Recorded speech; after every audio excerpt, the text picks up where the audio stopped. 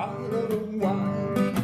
If I've been out till 2:45, would you lock the door? Will you still need me? Will you still feed me when I'm 64? And now the podcast where together we discuss proactive aging on your terms, connecting to the professional advice of our special guests while creating better days throughout the aging process. Now here's your host, Mark Turnbull. And welcome back to another lively discussion on aging today. We are the podcast where together we explore the many options to aging on your terms. And when I say another, it's another episode, but it's also another year. We've been on the air for 8 years, and it's amazing how fast it's flown by. And I just want to say thank you to all of our listeners out there, all 200K of you, 200,000, however many people say that I have following us. I'm blessed. I'm just, ecstatic that we're bringing topics that you're interested in, and I want to hear from you. I want to hear from you if you're a listener, and if you have questions in regards to any of the guests that we've had on, reach out to me. And if you know of other aging experts that you think would be valuable for us to have on Aging Today, reach out to me, your host, Mark Turnbull. And my email is mark@agingtoday.us. And you can follow us on our website. You can go to all of our past programs, and all you got to do is go to agingtoday.us. And then for those of you that follow us on various podcast platforms such as Spotify, Pandora, Apple, iHeart, YouTube, there's so many, there's about 15 that we're on. Feel free to tune into your favorite. All you got to do is type in Aging Today, follow us, and we would love to be able to help you educate yourself on the aging process. Well, as you know, this is a show about aging, and we're all aging. In fact, I always say if you're not too busy aging, or if you're not too busy being born, you're too busy aging. And then along the lines of the aging process, there are many challenges to the aging process, and our topic today is of no difference. In fact, if I were to ask you what one organ of the body has a direct effect on your reproduction, metabolism, the circadian rhythm, sleep and awareness, temperature regulation, energy production, immune function, automatic nervous system, the stress response, aggression, memory, moods, and sexual arousal. What would you say? Well, if you're like me, I don't know, maybe the body. But it's an organ. It's called the hypothalamus. And if you guess that, congratulations. You win the 1979 Gremlin. Do you remember those? Yes. Yes. And here to guide us today along the discussion of the hypothalamus, which I had no idea. I've heard of it. I didn't know what it does. I didn't know what it did. I didn't know how it functions.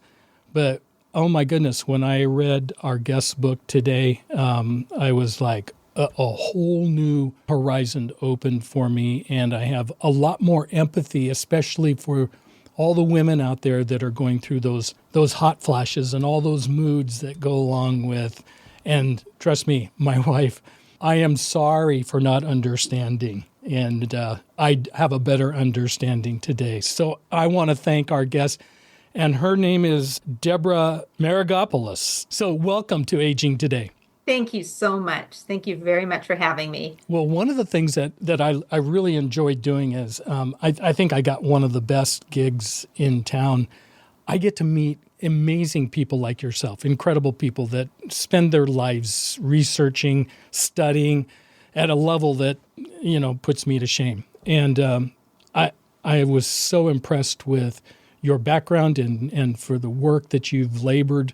It's a labor of love, I'm sure, that you've poured into what you do and how you've addressed the hypothalamus. But I'm so grateful that we get to have this conversation. And I just, we start every one of our episodes with our guests, and we want to know what's in your story. And it's kind of a takeoff on, what's not so much in your wallet, although if you want to share that, you can go ahead and do that. But what's in your story? How did you get here, Deborah, to this place, and you're changing so many lives? Well, my story as a nurse practitioner, so I'm a clinical expert in the neuroimmune endocrine system and an expert in the hypothalamus, its function and dysfunction. When I first got out of nursing school, I delivered a premature baby that was born intersex.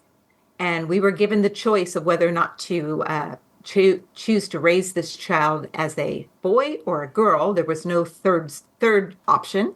Mm-hmm. And so I had to learn hormones and receptor sites and the entire endocrine system at the age of 23 quickly to help my child navigate the system. So that led to becoming a hormone expert. And I was family nurse practitioner, so I saw women and men and children. And then I was specialized in women's health for a little while. And then I went back and started an integrative practice in 1997 to actually put together complementary therapies with conventional medicine. And so while I'm conventionally trained, most of my postgraduate work has been in complementary therapies and learning botanicals and herbals and supplements and, energy healing, you name it, and trying to put this together. And that's in 1997, I really put out to the universe that, I really want to understand everything about the neuroimmune endocrine system. So the neurological system, the immune system, and the endocrine system that produces hormones. So let me learn this. And so the universe sent me the sickest people you could imagine. They were train wrecks. They had multiple issues going on, but I started to see a pattern, and the pattern led to the hypothalamus. It was the hypothalamus that was at the center of all of their issues: male, female, middle age, young, older. That was the issue. And so I started doing research on the hypothalamus and decided to actually figure out what I could feed the hypothalamus to cure some of these issues, and developed a product. And so 25 years later, I have a great product. I have lots of programs. I've written lots of blog posts. I've done lots of YouTube videos to educate people on the hypothalamus. Now, do not worry. Most providers don't know what the hypothalamus is or how to address it. Okay. It is the organ in your body that's actually located in your brain. So if you put your finger right between your eyebrows and went straight into your brain, it would be right there. It's at the top of your brain stem. It is not protected by the blood-brain barrier, so it is exposed to everything you eat, all the toxins, all the viruses, everything that happens in your body, it gets exposed to, and it orchestrates the entire symphony of hormones, neurotransmitters, and immune factors. So it's like the operating systems of your human computer. And you can think of your hormones and your immune system and your neurotransmitters as software. Without an operating system, the computer doesn't work, right? Yeah. Does it live next door to the hippocampus? It's actually below the hippocampus and above the pituitary gland. Okay. So it's in that same general area. And the hippocampus communicates directly with the hippocampus. In fact, it's the gateway to the hippocampus. So the body talks to the hippocampus via the hypothalamus. Ah, okay. And what I learned is that it's the dashboard. It's the central communication. Central control. Organ. Yeah. For everything. Everything that Houston, you don't think about, your autonomic stuff. Yeah. And everything you do think about as well. So it's your memories, your learning, it's all controlled through the hypothalamus. Like Houston, we've got a problem. Exactly. Exactly. It's Houston. Mm-hmm. Okay. So that's it. So I'm really curious about, and I'm going to back up a little bit about in your past, in your background, and you were talking about an intersex baby. Yes. What are the odds? I mean, and explain to us, including myself, what is an intersex baby and how rare is that? It's actually not as rare as you would think. So it's more common than being redheaded. Oh, really? So, wow. Yes. And it happens in all animal species that have, gender and sexual identification. So animals, basically. Yeah. It's basically a kind of a spectrum of what may happen. So while male is considered XY chromosomes and female is considered XX chromosome, there's kind of a rainbow of possibilities in between there, and the other genetics and the way your receptor sites work will determine whether or not this baby is born with male genitalia or female genitalia, with male type or female type brain function and control and hormones. So there's a range of possibility. In 1984, when I delivered this child, the word intersex wasn't even a term. So this baby was called an XY female, appeared to be female, but the chromosomes were male. And so when that happens, they can be completely non-responsive to their own male hormone, or they can be partially responsive. And this child was partially responsive. So if they're non-responsive at all, they will grow up and look like a female, act like a female. All the female hormones turn on, even though they don't have ovaries. They just aren't responding at all to testosterone. But my child responded to both the male and the female hormones. So in terms of the personality and the brain, this child was very much intersex. The way the baby developed was much more verbal, read really early, and very social, like a female baby usually is. So by a year old, most babies, if you actually look at babies' brains at a year old, the female baby's brain is way more developed, and that's because of the female hormones crossing over that corpus cavernosum. So this child had the kind of brain that a female has at a very young age, but also had masculine tendencies. So it had both. Both was happening. Yeah. So because it was such it wasn't new in history, but it was new in medicine, especially in the United States. In the United States, they only gave my husband and I two choices. You either choose a male or a female. In other countries, though, there was the choice of not choosing at all, what we call a middle sex or an intersex at this point. And that was just let the child choose later and see what happens. And in Aboriginal cultures, when people were born this way, they basically made their own choice of how they would live out their life, and they might change. They may start off more female and then have a male stint, and then maybe, asexual or bisexual or bigender. I mean, there's such a range. So it just allowed me to explore hormones and receptor sites in such a deep way because I was motivated to help my child have the best outcome as possible. Yeah. Isn't that amazing how that works? The motivation and because it got personal and yes. Fascinating. Well, that was a rabbit trail. It really was. I call that the rabbit. It doesn't seem very much like it's related to aging, but actually we now know the newest research is showing that it really is the reproductive center that it actually starts the aging process or not. So what happens to the main hormone that the hypothalamus makes, gonadotropin releasing hormone, what happens at the change of life, and that's not just for women, that also happens to men, that when that hormone starts to fall, you start aging.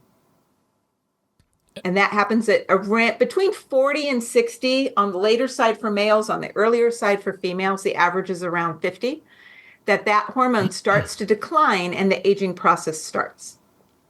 And that was one of my questions, in regards to the hypothalamus and your book and your research and work is focused on the female, the woman's side. Obviously, men go through menopause as well, because you just acknowledged that. Yes, we call it andropause in men, andro meaning like androgens. Yeah. And my work is for both male and female, although the majority of my SEO on my website is female because that's the big market. They're the ones who do the most research on their health and well-being and buy supplements and things like that. But the book itself actually highlights both genders. Okay, actually all genders. There's a transsexual in there as well, and a child. And so I talk about, male and female, midlife as well as young.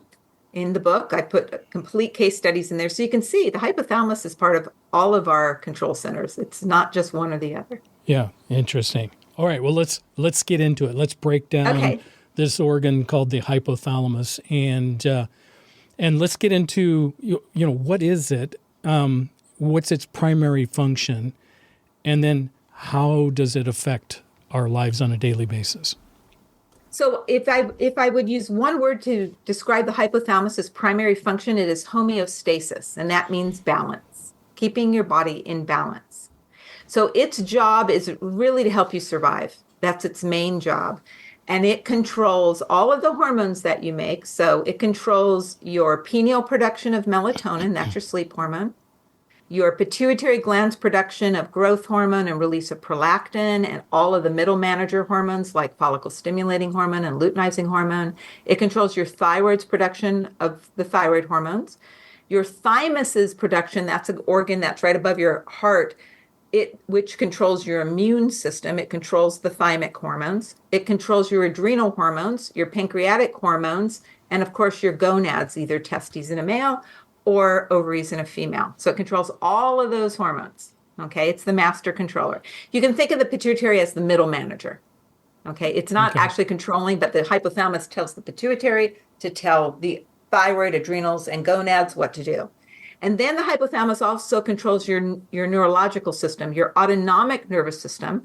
And that's the one that runs without you paying attention to it. It's made up of the sympathetic, the excitatory nervous system, and the parasympathetic, the calming part of the nervous system.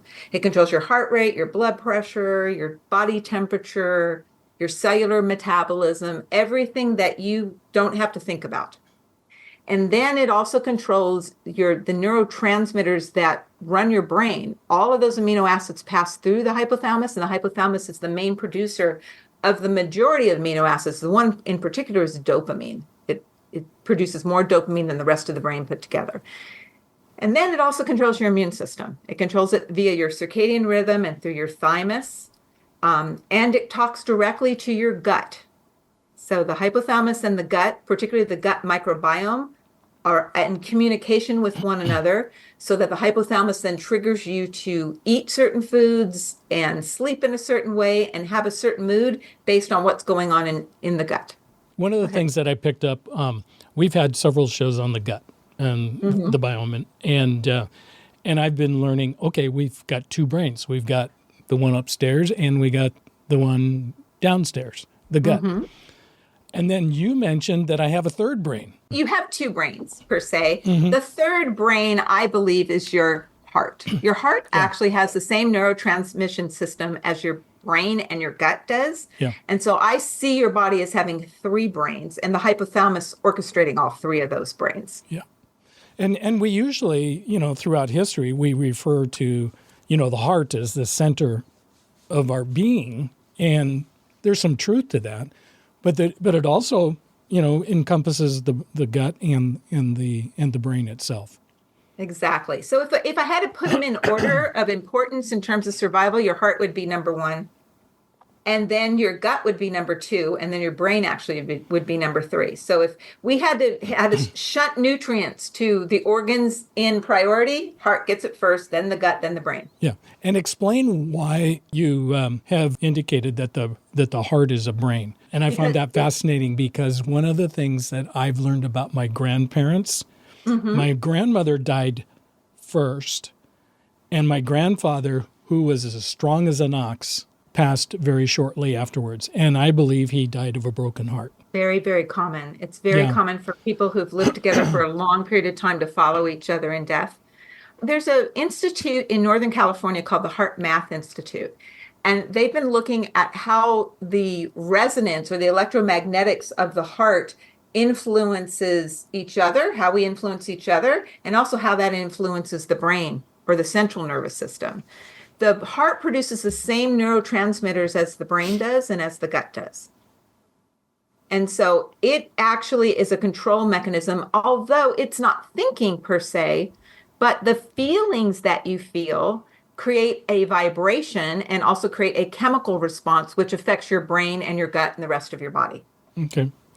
So if the hypothalamus is functioning properly, and it's regulating and communicating throughout the body, orchestrating the whole thing, we're healthy. Yep, you're healthy, you're aging gracefully. It's not going to stop the aging process, but it's a lot slower.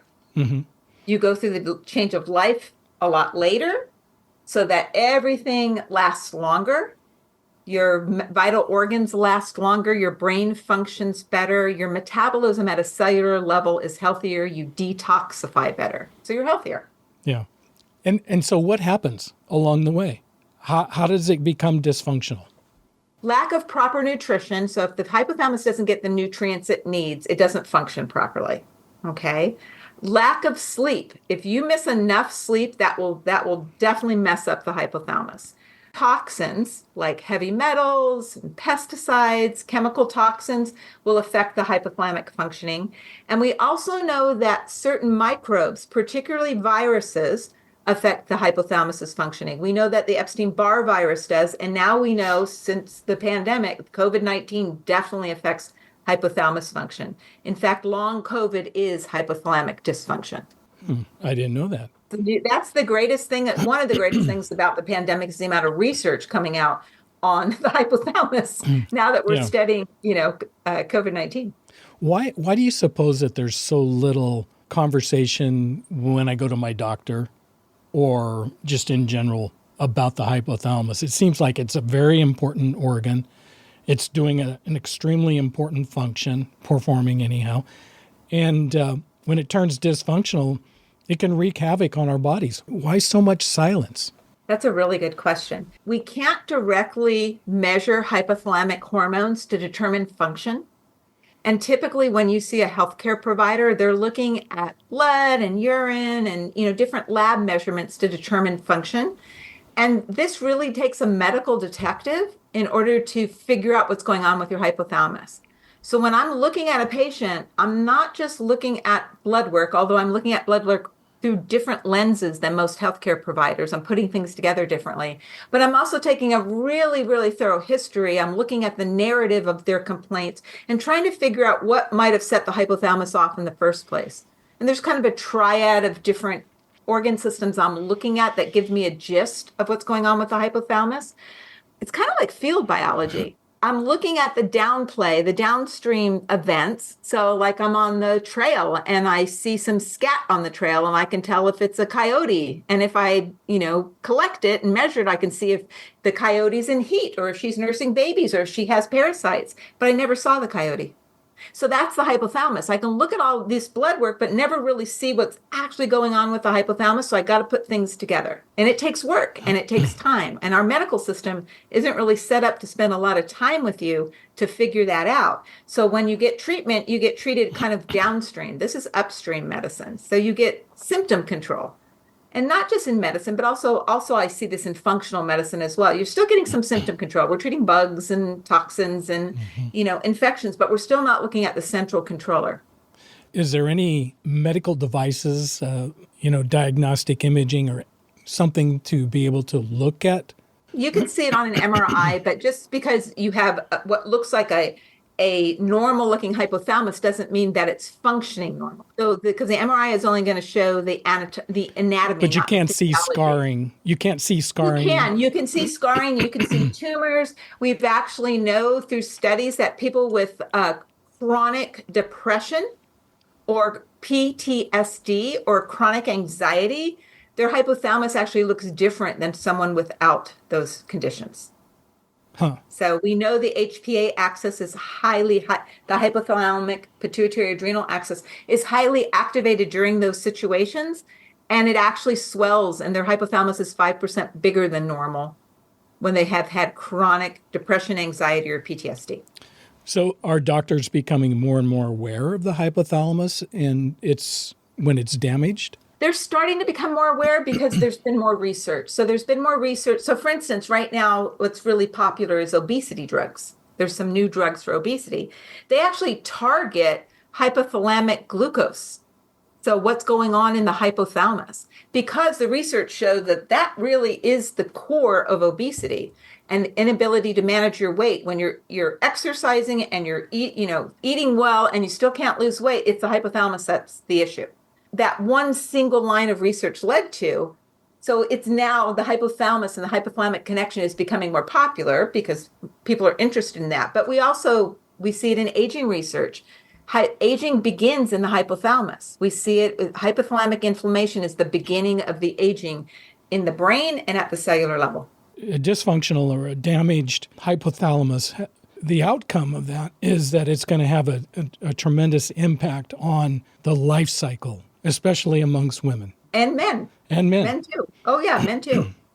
Yeah, hypogonadism in young men, adrenal issues, thyroid issues, neurological issues, male and female, not just women.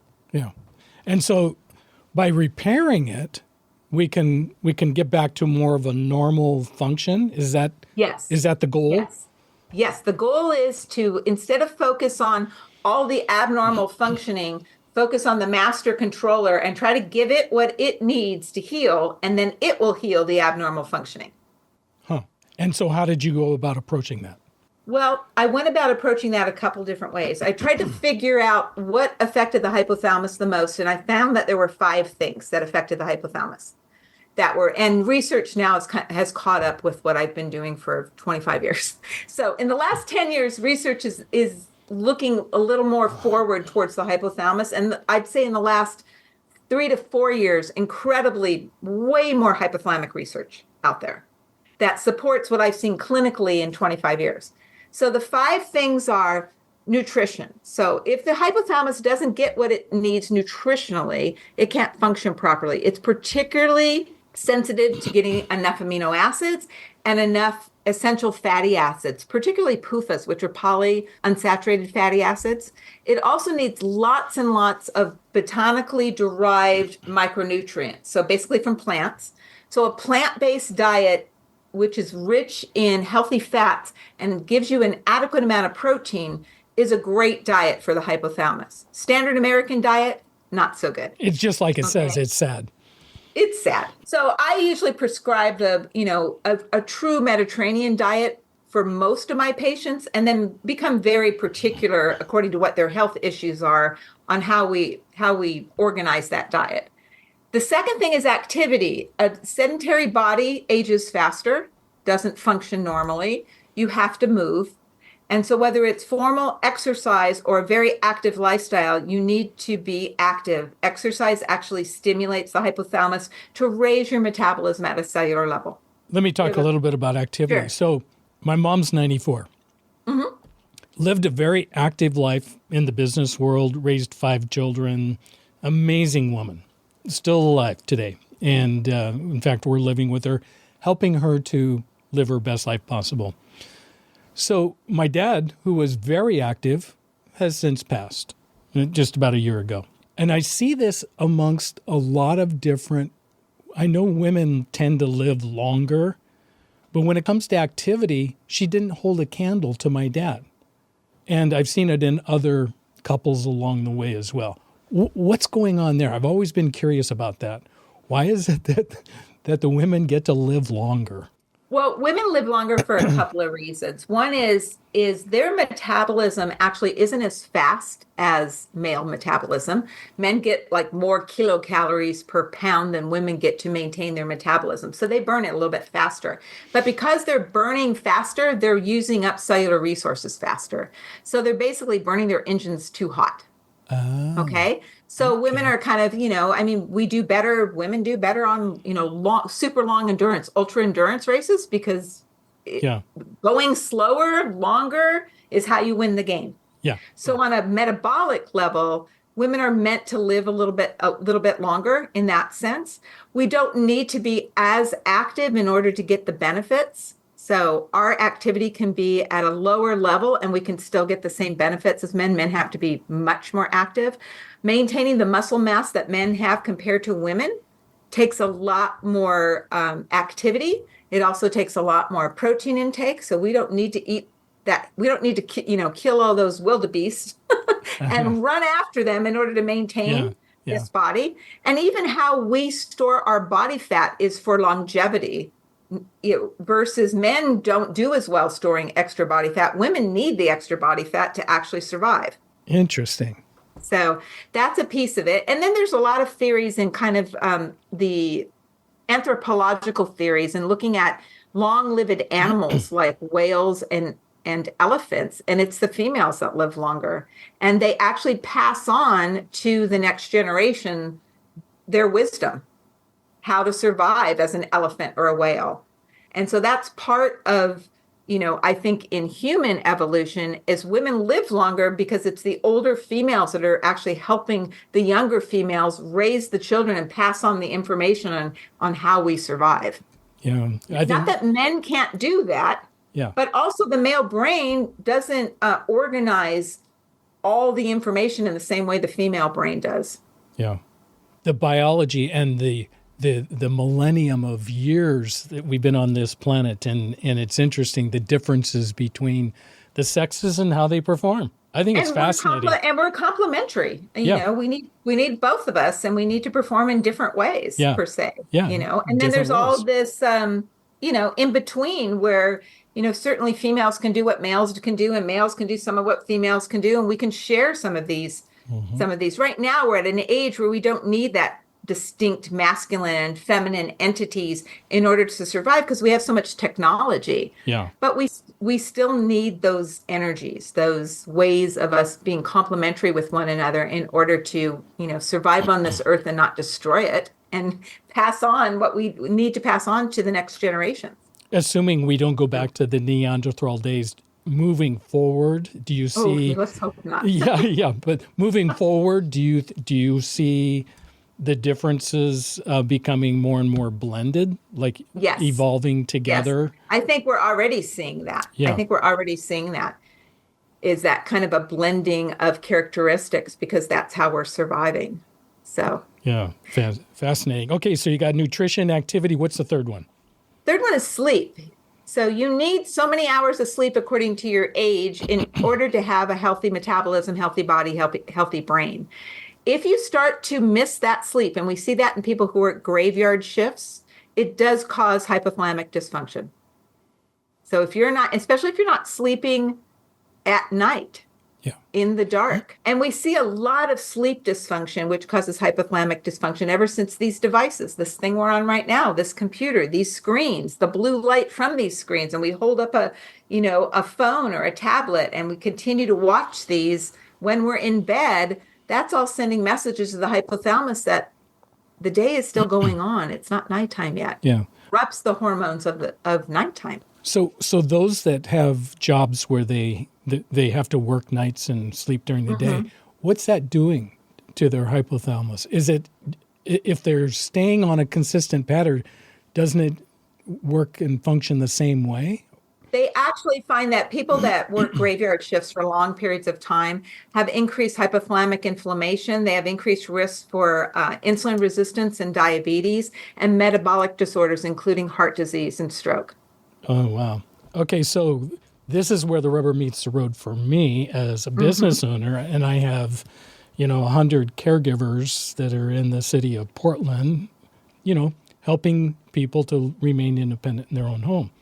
And we have caregivers that are performing tasks at night. So now I'm feeling really bad. Well, a couple of things is night workers need to learn how to sleep during the day, and they need to create a cave. They need to create a very dark space for sleeping, and they need to make their routine such that their body is able to make the melatonin during that time because it's very dark, and then get up as if the sun is up, even if it's dark, even if they're getting up at night. So they need to use sun lamps. They need to be exposed to, natural light or the same, like through a sun lamp in order to reset that circadian rhythm. My husband was a police officer for 30 years and worked grave evenings, days, every few months they would switch them. And so we worked a lot with switching his circadian rhythm so he would be as healthy as possible and not develop these metabolic conditions. Yeah. So it was work. Did it work? It did work. It did work. Okay, good.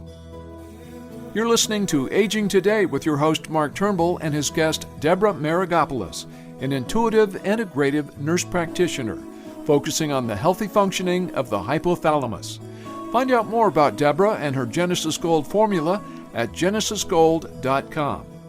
Stay with us. We'll have more with Mark and Deborah in just a moment. Sometimes I'd like to smack old age right in the kisser. Ow! Oh yeah, still got those moves. I will be fabulous. Comfort Care can help with as much or as little home care as you need. From medication reminders and meal prep to everyday chores and errands. Let us create your personalized care plan and find the perfect caregiver match so you can live your best life possible. Call Comfort Care at 503-636-0417. A Did You Know moment from Comfort Care Home Care of West Lynn. Did you know that the happiest people in retirement share 4 traits in common. First, the spirit of an entrepreneur. Happy retirees often work part-time as consultants, writers, teachers, board members, inventors, artists, and speakers. The most successful realize that age is nothing more than a number. It's worth remembering that Colonel Sanders was well over 60 when he made it big with Kentucky Fried Chicken. Second, an ability to find joy in working. The 65 and older population is growing faster than the total U.S. population, and even people in their 80s are increasingly returning to some type of work. Third, the knowledge that change is good. People who are most happy in retirement continue to learn new things and consider new ideas. They are not afraid of change. Some go back to school while others continue to learn through workshops, retreats, and reading.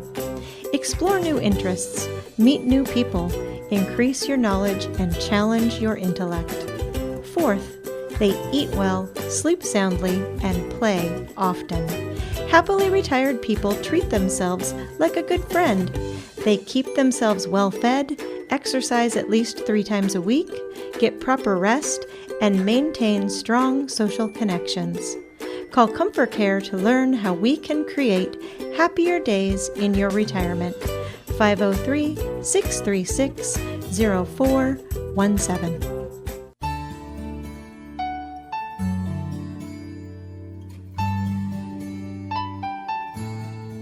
And now, more with Mark Turnbull and his guest, nurse practitioner Deborah Maragopoulos, as they discuss the healthy functioning of the hypothalamus and her supplemental formula, Genesis Gold, here on Aging Today. Is there a formula out there because of what you did with your husband that you can share with, our listening audience that maybe is on those night shifts that would be helpful?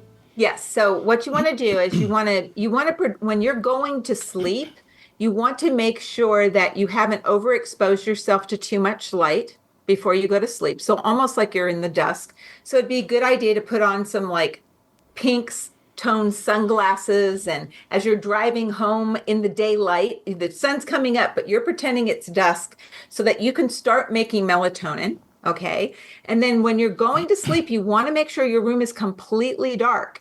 Now, of course, you may be waking up later, so you might need to use, and what we got were those alarms that were like a sun lamp, so that would slowly get lighter and lighter and lighter, and then have a sound alarm as well to wake him up. And then at least 20 minutes in a 24-hour period per day needs to be exposed to either natural light or these sun lamps to reset that circadian rhythm. People will, they'll leave a nighttime job, drive home during the day exhausted, drink a bunch of caffeine, trying to keep themselves up so they can make the drive.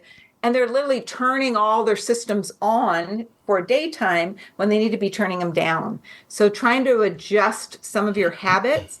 So for instance, because I worked some night shifts as a nurse early on. So instead of caffeining it up, I would actually just make sure I didn't urinate before driving home. So I had a full bladder, and I would get a cup of ice and I'd put it between my legs so I'd be cold and to stay awake during the drive. Yeah. Oh, that's instead of caffeinating during the drive and then having my adrenals up again. Yeah. So you got to find little tricks so that you can then get to bed. And then everything was like, at the time there wasn't blackout shades. So I used to put foil on the windows to make it completely black in there in the room. Mm-hmm. Wow. Well, what else about sleep? Well, I think the biggest thing is starting a routine. So you need, whether you're sleeping hopefully not during the day, but sleeping at night or during the day, you need some kind of a routine. Your hypothalamus is very attuned to whatever your sleep habits are. So whether that is, listening to certain music, turning off certain lights, reading a book, taking a hot bath, when you stick with that routine, the hypothalamus starts making those nocturnal hormones. And so having a good sleep hygiene means a good sleep routine. That works for you. Okay, good. So it can be different for everyone, but you need to stick with it. Yeah. You need to stick with it. And trying to get at least 7 to 9 hours of sleep in the dark as much as possible is key. And getting up with the sunlight in the morning. And being exposed to that sunlight helps to reset the circadian rhythm as well. So I don't know if it's my age or maybe I'm going through, what's it called for men? Not menopause. Andropause. Andropause. Thank you. And maybe I'm going through andropause. But 3 o'clock in the morning, I'm like, boom, I'm up. What's going on there? So Damaged? your hypothalamus is it's not damaged, but it's not functioning properly. It's very common as we get older to get these middle of the night awakenings. And it's that a couple of things happen. It's the lowering of melatonin, but it's also a spike in cortisol. So you get this adrenal circadian dysfunction where you're spiking some cortisol at night. And then, of course, a lot of us, as we get older, we have to urinate in the middle of the night. But the reason you have to is because your hypothalamus isn't producing enough antidiuretic hormone at night. So you're not concentrating your urine and your bladder's filling up. Oh. So all of that is controlled by the hypothalamus. So if your hypothalamus is functioning normally, even as you get older, you actually sleep really well all the way through the night. Then I need to work on my hypothalamus. We need to work on your hypothalamus. All right. Good. So we've talked about exercise, sleep, and nutrition. The fourth thing is your mindset. So that's where that whole three brains comes in and the vibration and how that affects your chemistry. If you have a negative mindset, meaning the glass is half empty, woe is me, when's the next shoe going to fall kind of a thing. They actually have shown studies that people that develop dementia with age are more likely to when they have a negative attitude. And they actually looked at like almost 50,000 people in like 5 different countries and did post-mortem exams on brains and could see that even with neuropathology, if you had a positive mindset, you were less likely to develop dementia, even with neuropathology. Wow. So your mindset is huge because what you believe becomes. You can heal yourself through your beliefs. Now, you do have to do the other things. I can't just want it and wish it if I'm not eating well and sleeping well and being active. Yeah. The brain is amazing because belief systems, those get ingrained. The way I describe it a lot to some of our clients and when I go in speaking engagements, your belief systems are the way they're patterned into our brains. Think of the Oregon Trail. And you got all these wagon trains running over the terrain, and they just put an imprint over and over and over again. And they're still there today. And belief systems work somewhat the same way. They're just... Absolutely. So take on a positive attitude. And it takes some training, and you have to literally retrain your brain, retrain your neuroendocrine system to think and feel in a different way towards things. And it is possible. I've seen it happen. It just takes some work. Yeah. You've got some, hidden demons in there, some old past life stuff that has been happening, happened to you. It can catch up with you, when you least expect it. So it's super important that you work on those pieces as well. But it is really, it's very effective to be a really good cheerleader and coach for your body. Yeah. What are some of the ways that you cheerlead for your body? Well, the thing is I tend to be a kind of a Pollyanna person. Anyhow, that's my personality and attitude is to see the positive in whatever's happening. Mm-hmm. But one thing that I try to teach my patients and what I do for myself is I believe everything happens for a reason, even the bad stuff. And so there's always a lesson somewhere. So when I gave birth to my intersex baby, I was pregnant at the same time as quite a few of my other nurse friends were all, about the same age, got married at the same time. And they were just astounded that I was taking this positive. Not only were they intersex, they were super premature. They only weighed 2.5 pounds at birth. So spent, the first 6 weeks of their life in the NICU. So I saw it as a learning experience for me. This happened for a reason, and I need to figure out why and why I was given not this burden, but this gift. And how can I make the best of it? Yeah. So even when my body talks to me, like I sprain an ankle on a trail, do I need to slow down for some reason? It could be something as practical as you should have worn your hiking boots and tied them up tighter, or it could be something as, you know what, you need to slow down. You need to stop. This is your time to just slow down and stop. So, and I tell my body as I'm in the healing process, what a great job it's doing. Try to look for the good stuff instead of the bad stuff. Positive reinforcement, just like I train a dog, a horse, or a child. It's the same. I talk to this body the same way. Yeah. One of my favorite qualities of in humans is curiosity. And essentially that's what you're saying is be curious about even when the bad comes, take this moment, be curious and ask, okay, well, maybe not so much about why it happened, but how do you want me to respond? And maybe there is something that we can learn from this and make it an opportunity. Absolutely. Yeah. Sometimes I'll tell patients who have, pretty serious health issues that oftentimes it takes our body reaming at us in order for us to listen. Yeah. With a serious diagnosis. When they come in with lesser health issues, I'm saying, well, this is a good thing. It's just whispering.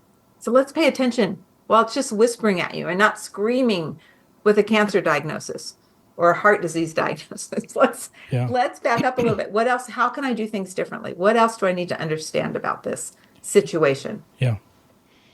Absolutely. And it's fun to be around people like that too. So they're amazing people.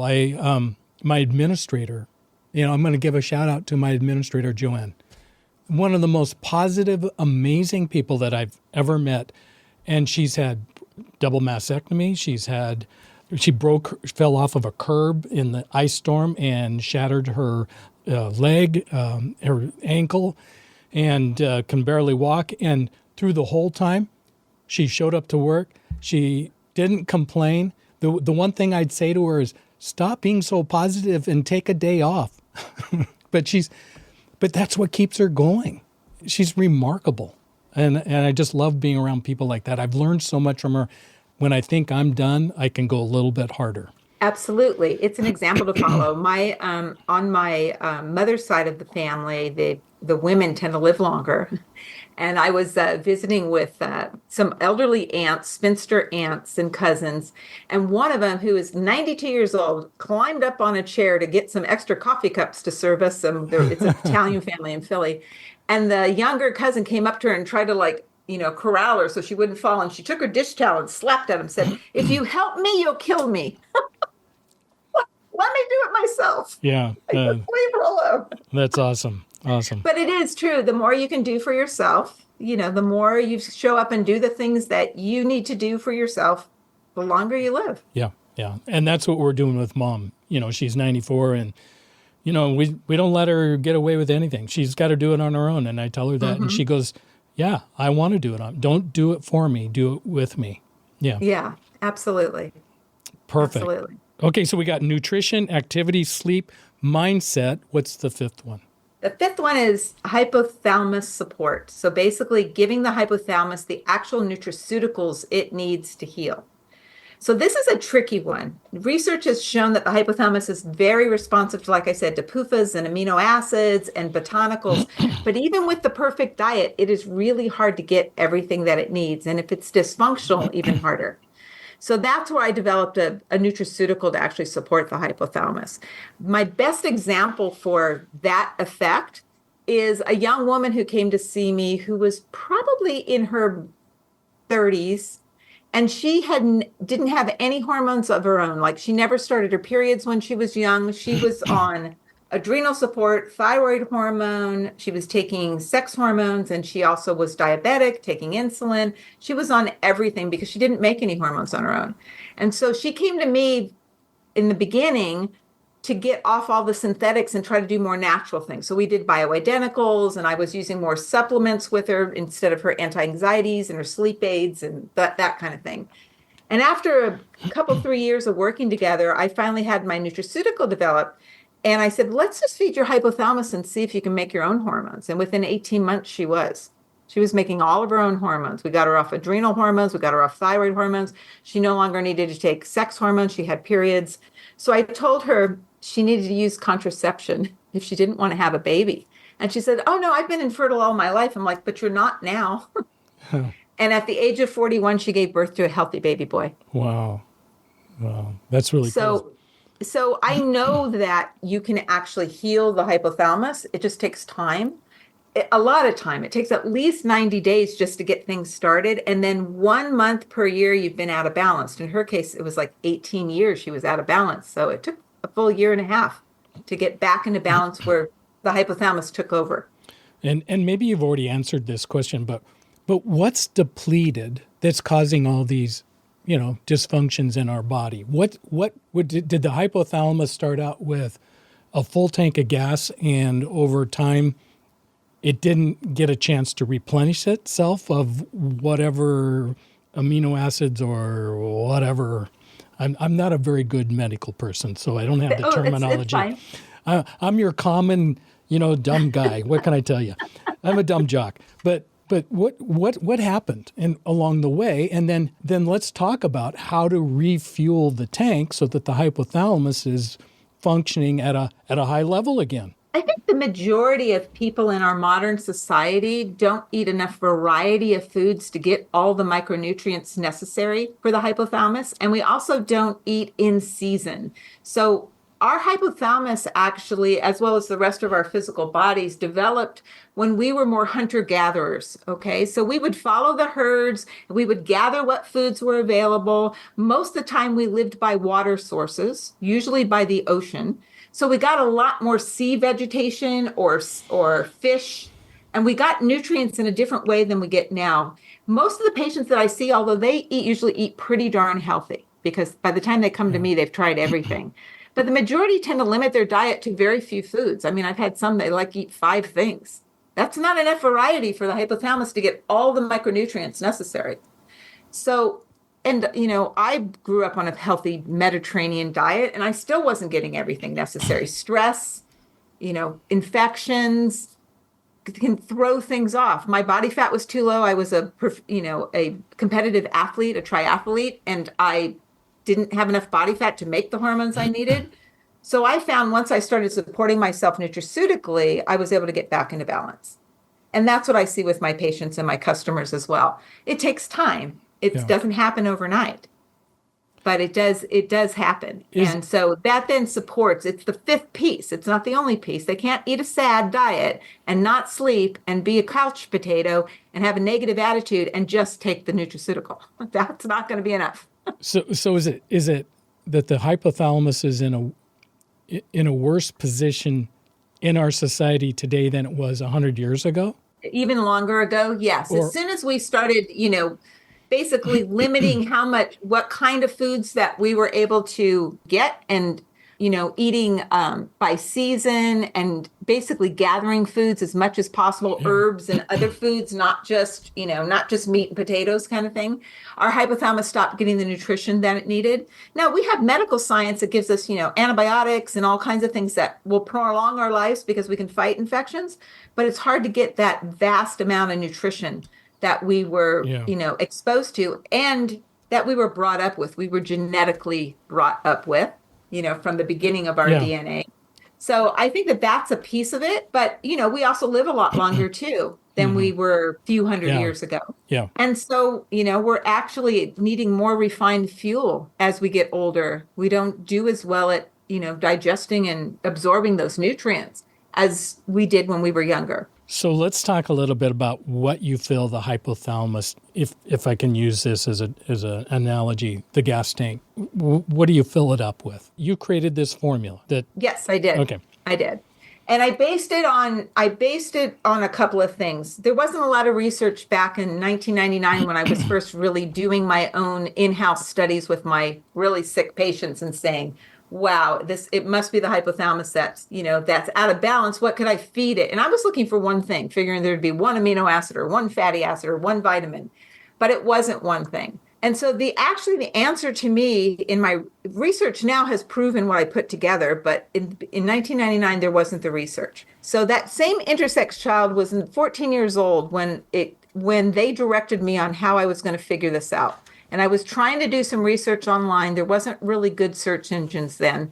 And really, there was no research on the hypothalamus and nutrition. And they basically told me, Mom, maybe you should meditate on this and see what comes in your dreams. So I did. I meditated on it and I put out to the universe, please show me what I can feed the hypothalamus for these patients to help them to heal. And I had the same exact dream every night for 3 months. And in the dream, I was standing before a tree. I called it the tree of life. And I was holding a chalice. It looked like a wine chalice. And there was a liquid in it. And my worst patients would come to me. They'd drink from this cup. We never spoke. And I'd wake up and ask what was in the cup, and I would just start writing. And so I had this journal of all this stuff. Some of it was chemical equations. I had to look some stuff up. It was like this intuitive writing. After 3 months, I came up with this formula and I put it together. It took me 3 years to actually create it.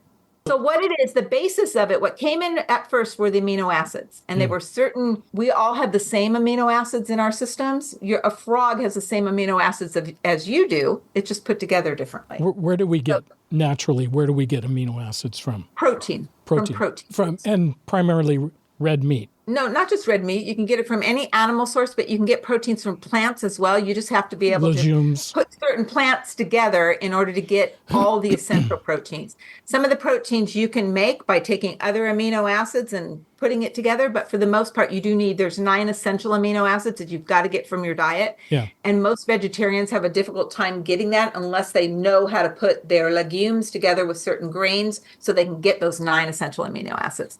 But which means you can't make it on your own based on your protein foods. So mostly we get it from these proteins. What I did with these amino acids is I just put them together as they came in these dreams of mine and created this amino acid formula. I was able to actually start playing around with that before I manufactured the whole formula, because I worked with an amino acid provider and like pretty much put these together in my kitchen and started experimenting with people and family and animals and whatever, who would ever take my stuff and report back to me what they were feeling. And so that was the first 3 years. And then after that, the rest of the formula is, the majority of it is sea vegetation, and then whole plant foods are in this, including a lot of the botanicals and herbs that I would use with my patients for adrenal support, thyroid support, pituitary, gonadal support, but in very, very tiny microdosing. So it's kind of like a soup. This green soup. It's a powder. You mix it with water and you drink it down. There's digestive aids, detoxification aids in there, probiotics. That's my product. It's called Genesis Gold, and it's what I put together to actually support the hypothalamus long term. What do you say to the critic out there that says, come on, Deborah, really? In a dream, you got this recipe? So how do you respond? Well, I think that most people who are creative actually intuit things before they research them. Even Albert Einstein, he dreamt his theory of relativity. That came in his dreams. Yeah. So then he did the math. Sure. I dreamt what was possible, and then I did the math. I did the research on every single ingredient, tried to figure out if they would work together. Didn't change what came in the dreams, but just made sure that I could hypothetically say, yes, this would be safe. They would work together. And then I started doing in-house clinical trials per se, feeding it to people and having them report back and doing vital signs and blood work and checking to see what was going on. Since I've put together this formula, research now has shown that the hypothalamus is responsive to certain amino acids, polyunsaturated fatty acids, sea vegetation. What's in the formula? We actually see proof of that. But if I waited until research proved what I kind of intuitively know and how I work with my patients, I would not have been able to help as many people. I tend to work out of the box. Somebody comes to me and says, please, what do you think? What do you do? And I'll do research online and try to figure out what's going on. But sometimes there's not any protocols for this particular issue for them. So I say, listen, they've done these mice study, these rat study, and here in Japan, they're doing this. Let's see if this might work for you and create a therapeutic plan for this person. Yeah. And then there's one person, and then there's 5 people, and then there's 20 people, and now I have a protocol. That's the detective part of it, doing the research. Yeah, and there's that relationship between Western medicine and Eastern medicine, and somewhere where those two worlds, come together. And essentially that's what you're doing. And I think on the West side of the street, we're coming to grips with the East side and embracing it more and more. I see that in our culture, and so that's all good. Well, most Western providers, most conventional medical providers, physicians, nurses, etc., will say that they do need to follow their intuition, and when they don't is when they make mistakes. Yeah. So even though we don't talk a lot about it, I mean, for years, I really didn't tell my patients how I did what I did because it was too kind of spooky. I would dream about somebody coming to me before they ever arrived. I already knew what was wrong with them. They'd walk in the door and I'm like, oh, I already saw you last night in my dream. So I don't know what that is. All I know is I'm open to it. Mm-hmm. So when this dream of this formulas came in, I took it seriously because I'd been dreaming things in my life, my entire life since I was a child. Yeah. And things would happen that I had already dreamt it. Yeah. I already kind of knew it. So I followed that. And that's how I even do a lot of my research. Rather than doing exhaustive Google searches, I basically kind of meditate about it and put that out in the universe. And then just the right terminology comes to me and things pop up pretty quickly. Yeah. So how many years ago was it that you put this formula together through the dream process? I first manufactured it in 2003. So it's been just over 20 years. 20 years. And it has evolved in the sense that because it's from all around the earth, the botanicals are from every continent and every sea. Some are wildcrafted, some are harvested through, farming. The majority is organic. Some isn't organic because it's wildcrafted. But it's just, I've had to change things. So I used to get a certain seaweed that was in the Pacific Northwest area, around the Pacific Fire Ring in the Northwest. After the radioactive explosion in Japan, what was that, 10 years ago or so, I had to change where we harvested. So I'm constantly going with what's happening on the earth, and species may change. The nutrient quality is very similar, but the species change according to what's available and what's safe. Yeah. So humans keep messing around with the world. Yeah. Changing where we're harvesting. Plus, you don't want to over harvest in certain areas and change things up a little bit. So yeah, and so I can picture Deborah in her little white coat, and she's mixing these formulas. How do you know how much of one herb or plant base or amino acid or whatever the ingredient is? How do you know how much the hypothalamus needs or can take? So you don't overdose. That's a really good question. So research has looked at, single nutrients like chromium, single amino acids like branch chain, but they haven't looked at like all of these nutrients I put together. In that case, that is where I really stuck with my dream. My dream was very specific on exactly how much of each amino acid and how much of each of the different botanicals needed to be in there. And so I have not diverted from proportions. So in a nutshell, the hypothalamus is a living, breathing organ, and it's over time is malnourished, if you will, okay, from a layman's term here, and it needs a boost. It needs some help. And so then you said, well, we can fix this. We can make it healthy again. That's in a nutshell. That's what I did, is I put together something that I could feed my patients and my family and say, okay, is this making us healthier? Great. And then when I did that for quite a few years is before I introduced it on the market. So I kept it in-house for a long time. For a long time. I did, because I wanted to be sure it was really helping people. Yeah. What has been the results? What are some of the testimonies of people? So like I said, with that patient that had the panhypopituitarism, she's like a really drastic case. But I have women who've been struggling with infertility and are able to get pregnant within 3 to 6 months with the hypothalamic support. It's definitely slowed down the menopause process if you start taking it early on. I went through menopause about 10 years later than my sisters who did not take my Genesis Gold. So more like what my mom did. So we grew up with the same diet, and we pretty much handle stress pretty similarly, but I started supporting my hypothalamus in like 38 years old and didn't go through menopause until I was in my mid-50s. They went through it in their mid-40s. So genetically, we look like, 4 peas in a pod, but I know that there's a difference there. And we know that if you prolong the change, it will increase your longevity and slow the aging process. I've had people that have been on thyroid support, and they still have a thyroid. So if you're missing your thyroid, you're going to have to take thyroid support. But they still have a thyroid. They've been on thyroid support for years, and we're able to get them off it once the hypothalamus is balanced. Or they have autoimmune conditions, and they don't have that under control. They're very symptomatic. And with hypothalamic balancing, they're not as symptomatic. They're not as reactive. So it just takes a lot of time. People have had struggled with weight. People have had struggled with memory learning disabilities. It's worked really well for children and adults with learning disabilities. So is there a time when it's too early to take it or too late to take it? Or You mean in terms of the age process? yes. I have women who have taken it through pregnancy. Of course, I always tell them they need to check with their healthcare provider, and they've taken it while they're breastfeeding, and they've fed it to their young children, as toddlers.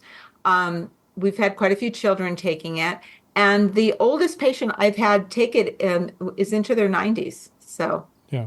and I've had people that have taken it since the beginning of its induction, so they've been on it for 20 plus years. Yeah. So when it comes to menopausal women, during the periphase, the menopausal phase or the postmenopausal phase, does it matter when you start? You can start at any time. I think in order to extend the lifetime of your gonads, the earlier you start it, the better. So if it's a woman's going to go through menopause at 51, let's say, if she can start it in her early 40s, she may be able to extend her menopause or at least make the whole situation much easier. So she's not going to be, all the sleepless nights, the moodiness, the hot flashes. Same for men, with their issues with, not being able to put on the muscle mass and, having brain fog. And they get hot flashes too when their testosterone bottoms out. So, and sleepless nights, it'll improve that. So but I've had people started in their 60s and 70s too, and notice a change in their health, more vitality, more vigor, deeper sleep, dreaming. I got one final question that I want to ask, Sure. and that is, if we don't pay attention to our hypothalamus and we go untreated, does it shorten my life or does it just make my life more discomfort? Both. You won't have as vital a life, and your life will be shortened. Aging begins in the hypothalamus. So the more dysfunctional it is, the shorter your longevity. So if you didn't have a dysfunctional hypothalamus, you may live, 6 to 12 years longer than with the dysfunction. And those last years with the dysfunction are going to be much worse in terms of your vitality and ability to do for yourself, think for yourself, if your hypothalamus is dysfunctional, if you don't help it along. Yeah. If somebody is listening and they want to get a hold of you, what's the best way to do that? My website is genesisgold.com. All the emails are there to get a hold of me, to get a hold of my team, to ask questions. I have lots and lots of posts there, blog posts, and also a big YouTube channel to educate you on pretty much any aspect of health and how it's related to the hypothalamus. I have hundreds of videos. Okay. Do you consult also with people? I do. Okay. I do. I still am taking patients. I also do consults for non-patients through my company Genesis Health Products, where I basically, talk with you, look at your blood results, all of your lab results, and develop a therapeutic plan. Try to figure out what's off, and then develop a therapeutic plan. Most of which you can do for yourself, and some of which you'll take back to a healthcare provider and say, "Hey, I consulted with this expert, and she's saying that I probably need to have this and this and this." So, yeah, fantastic, great support. Well, thank you. You're welcome. Deborah, You're very welcome, Mark. Yeah, really appreciate it and love your research. And this is a life love. And I'm so grateful for being around you and being a part of what you're doing. And we want to get the message out. And you can have a healthy hypothalamus. And which means you'll have a healthier life and age much more gracefully and live longer. Amen to that. We all want that for sure. Absolutely. All right. We want to be functioning right up to that last minute. Absolutely, I do. And what an inspiration to be around people that are, in their late 90s and early hundreds, and they still have that, that get up and go, and they've got a positive attitude and a spirit. And, a lot of people say, I don't want to live that long. Well, you haven't been around positive people, because it's exciting to be able to be in that position in life and to look back. Oh my goodness, there's so much to look back on. And then my mom and I sit around the living room and we talk about looking forward, what it's going to look like going forward. Well, it is amazing. I mean, she's lived through so much change in her life. To imagine the amount of change that's going to happen in the next 20, 30, 40, 50 years is huge. Yeah, absolutely. All right. Well, thanks again, Deborah, for being on Aging Today. I Thank really you for appreciate having it. me, Mark. And this is Mark Turnbull, your host, and I want to thank all of you for tuning in to Aging Today. And as a reminder, we are the podcast where together we're exploring the many options to aging on your terms. Join us every Monday when we release a new conversation on Aging Today to your favorite podcast channel. And just remember this, 2024, we got a new start. We're all in the process of aging, and as we age, we really are better together. So stay young at heart. You make me feel so young. You make me feel like spring has sprung. And every time I see your face, I'm such a happy individual. The moment that you speak, I want to go play hide and seek. I want to go and bounce the moon just like a toy balloon. Well, you and I are just like a couple of tots running across the meadow, picking up lots of forget-me-nots. So you made me feel so young. You made me feel there are songs to be sung, bells to be rung, and a wonderful thing to be fun. And even when I'm old and gray. You've been listening to Aging Today, where together we explore the options to aging on your terms. Join Mark and his guest next week for another lively discussion on proactively aging on your terms, connecting you to the professional advice of his special guests, with the goal of creating better days throughout the aging process. Your host has been Mark Turnbull. Join Mark and his guests every week on Aging Today, your podcast to exploring your options for aging on your terms. And even when I'm old and gray, you make me feel the way I feel today. 'Cause you make me feel so. You make me feel so. You make me feel so young. So young. You make me feel so young. You make me feel so young.